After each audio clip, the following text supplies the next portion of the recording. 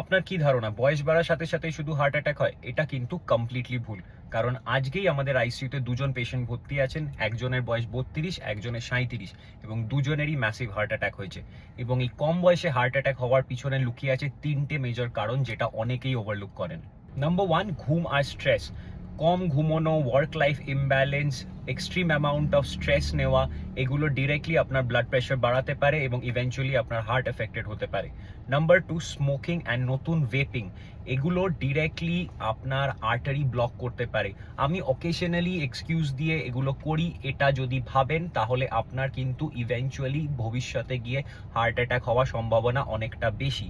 এবং third and most importantly, না diagnosed হওয়া sugar and high blood pressure.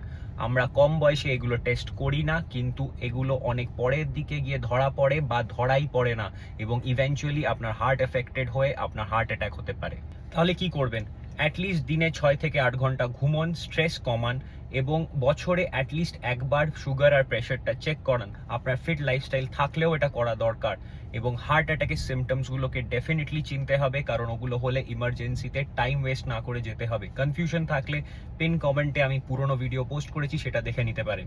ভিডিওটি সেভ করুন এবং শেয়ার করুন আপনার কাছের লোকের সাথে, যাতে কম বয়সে আমাদের কারুর হার্ট অ্যাটাক না হয়, বা হলেও সেটা অ্যাভয়েড করা যায়।